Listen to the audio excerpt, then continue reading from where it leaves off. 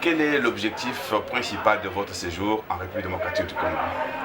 Oui, en fait, je suis de passage à Kinshasa. On va à Lumumbashi, là où il y a un grand symposium sur le sol et le sous-sol en République démocratique du Congo, perspective 2030 et 2035. Donc c'est un grand symposium. Donc j'ai été invité très amicalement, très fraternellement pour participer à ce colloque. J'ai accepté avec plaisir. C'est un grand colloque et on apprendra beaucoup de choses sur les sols et les sous-sols du pays. Quelle sera votre contribution à ce colloque? On m'a demandé de faire une conférence inaugurale, c'est-à-dire pas d'introduire, mais de parler de façon générale, de trouver un sens à ce colloque. Ce dernier temps, l'Afrique bouge. Quel est votre décryptage de la situation politique actuellement et surtout que vous prenez toujours une Afrique unie, les États-Unis d'Afrique? Oui, aujourd'hui, si on regarde bien, il y a la jeunesse africaine, on dirait qu'elle s'oriente un peu différemment. Et puis il y a la politique, les structures actuelles qui dirigent. Quand je dis la jeunesse s'oriente actuellement, c'est-à-dire ils veulent trouver un autre paradigme. Parce que nous avons fait des conférences nationales, on a fait des présidents fondateurs, on a fait des assassinats, des tués, les coups d'État, les groupes d'animation, les projets, les plans, etc., les désendettements auprès des banques mondiales, etc., etc., et les coopérations, les codes miniers, les codes pour explorer les mines. Et on a tout fait. Et on se rend compte que ça ne bouge pas aussi. On est stagnant, l'argent qu'on a vite dépensé. Et même ceux qui sont milliardaires ne profitent même pas de ça, on ne voit pas ça. C'est juste en banque, mais ça ne profite même pas au pays. Alors qu'ailleurs, les milliardaires, ça profite à leur pays. Mais le nôtre, c'est plutôt dans les banques. Donc, au fond, on a tout fait, tout essayé, quoi. Et la jeunesse, aujourd'hui, essaie de réfléchir sur d'autres paradigmes, quoi, sur d'autres avenirs. Parce qu'on n'est pas tout seul dans le monde. L'Europe se construit, les États-Unis, un président qui veut la priorité, c'est américaine, American First. Les Chinois, ils travaillent pour eux, les Asiatiques. Et tout le monde un peu travaille, se reconcentre, la Russie, etc. etc. L'Europe, mais ils veulent refaire l'unité européenne, etc. Donc tout le monde s'occupe un peu de ses affaires domestiques. Bon, nous, on ne sait pas trop. L'Union africaine, c'est assez vieux jeu, quoi. Ça ne bouge pas, il y a personne n'y croit pratiquement. Et puis on n'est même pas financé, nous-mêmes ne finançons pas l'Union africaine, c'est d'autres qui financent l'Union africaine. Vous voyez bien que c'est comme si une structure chinoise était financée par le Brésil. Vous imaginez, c'est un non-sens. Donc au fond, il faut qu'on trouve d'autres paradigmes, absolument. Et je sens ça puisque la jeunesse, on voyage beaucoup. Ils ne s'occupent même plus de la politique actuelle.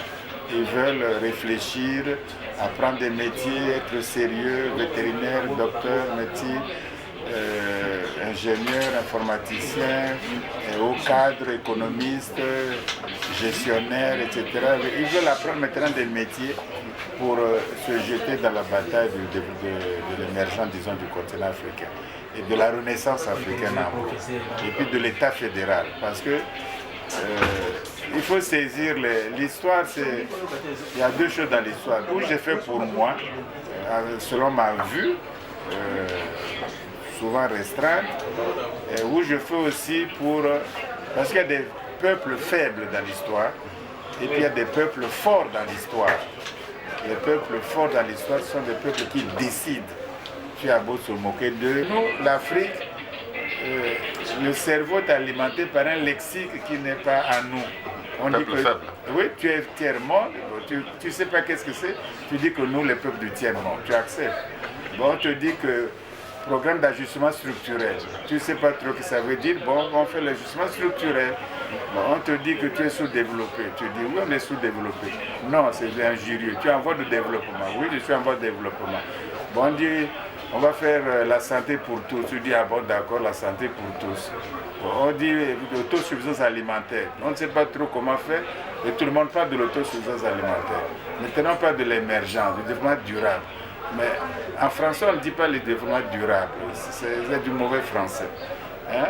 C'était en anglais, on ne dit même pas ça. On dit un développement par des efforts soutenus à travers le temps. C'est ça le développement.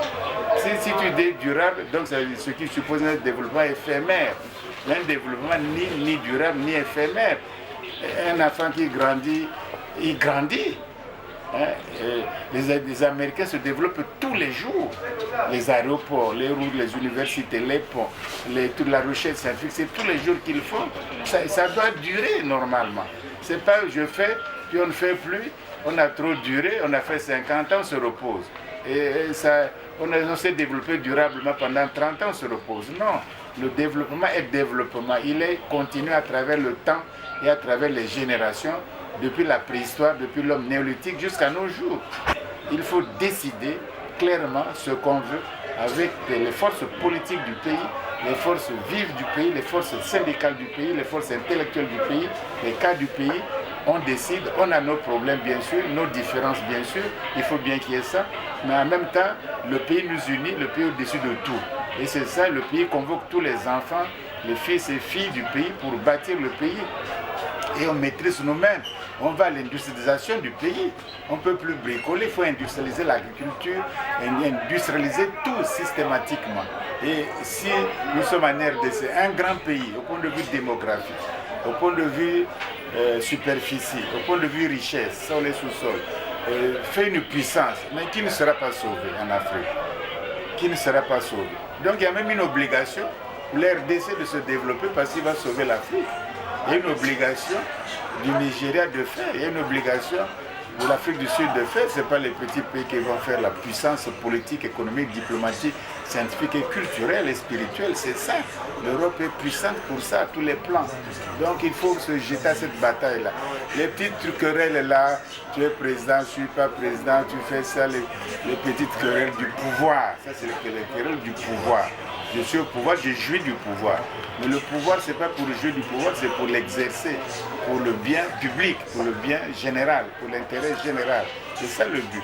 Donc il faut qu'on change complètement par activité. Il y a intérêt à nous. Il faut qu'on reçoive les critiques, il faut qu'on se dispute, il faut qu'on cherche la querelle même entre nous, il faut qu'il y ait la critique, il faut qu'on démarre, pas faire les hypocrisies, les trucs, camoufler les choses. Mentir à soi-même, mentir au pays, se couvrir, des choses comme ça. Et puis ça n'avance pas de toute façon. Ça n'avance pas parce que les choses, d'autres ont donné leur vie. Ici, Lumumba a donné son sang. Il faut avancer. Je crois que c'est ça que la jeunesse veut. Parce que d'ici 20 ans, 30 ans, ils seront au pouvoir, que le veut ou non. Ceux qui ont 60 ans, 70 ans aujourd'hui, dans 30 ans, ils sont par la bonne la nature, va faire un autre jeu, humainement parlant. Donc ces jeunes-là auront 60 ans, ces jeunes-là auront 70 ans. Que tu le veux ou non, ça sera eux les chefs, que tu le veux ou non. Hein, puisque d'ici 60 ans, je ne vois pas un type qui a 70 ans aujourd'hui va vivre encore 60 ans. Et celui qui ont 30 ans, il peut encore vivre 60 ans, il n'aura que 70 ans. Et ça sera le meilleur moment de faire. Donc, sinon on va perdre le temps, on va perdre l'Afrique. On est contre personne. Hein, on veut simplement que l'Afrique change de paradigme. Puis on se fait des critiques entre nous, des disputes entre nous, c'est tout normal, c'est tout, il faut accepter ça.